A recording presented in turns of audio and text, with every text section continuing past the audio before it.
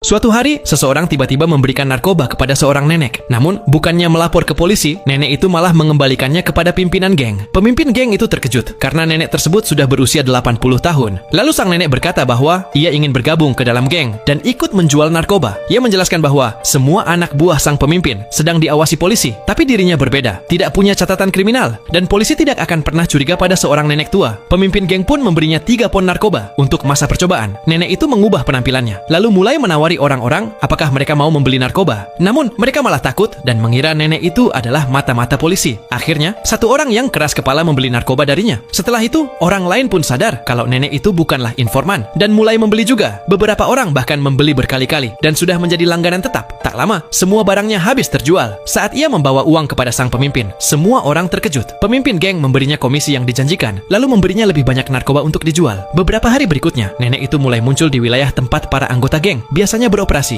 Karena keamanan di sana buruk, ia mudah menjual barang. Dalam beberapa hari saja, ia jadi pemasok utama di sana, membuat yang lain tak bisa menjual dagangan mereka. Suatu hari, sekelompok pengedar lain menghentikannya, mengambil semua barang dan uangnya, lalu melarangnya berjualan di sana lagi. Tapi nenek itu bukanlah orang yang mudah menyerah. Ia mencampurkan narkoba ke dalam telur dan membuat kue-kue kecil. Ia lalu memanggil beberapa temannya ke rumah untuk mencicipi, dan semua orang pun menyukai rasanya karena ada narkobanya. Kue-kue itu mulai ia jual, dan hanya dalam satu pagi semuanya habis terjual. Ia kembali ke pemimpin geng dengan uangnya. Minggu itu saja, ia sudah datang 3 kali dan penjualannya melampaui penghasilan tahunan anggota lain. Nenek itu kini meminta komisi 30%. Pemimpin geng menolak, lalu ia mengancam akan menjual barang dari bandar lain. Terpaksa, sang pemimpin pun akhirnya setuju. Kini, karena narkoba di dalam kue membuat orang kecanduan, semakin banyak pelanggan yang datang. Kali ini, semua terjual hanya dalam 2 hari. Pemimpin geng memberinya lebih banyak barang. Namun, nenek itu tahu ia tak bisa bekerja sendirian. Ia memanggil geng yang dulu merampoknya. Awalnya mereka tidak menganggap serius, tapi setelah mencicipi kue di meja, mereka sadar rasanya enak karena ada narkobanya. Nenek itu menawarkan kesepakatan, membantu menjual kue narkoba, dan menjanjikan komisi 15%. Mereka pun setuju. Sejak itu, orang-orang mulai datang ke rumah nenek untuk membeli kue. Ia juga mengajak teman-teman perempuannya untuk membantu membuatnya. Hanya begitu saja, nenek itu mulai menghasilkan banyak uang lewat kue buatannya.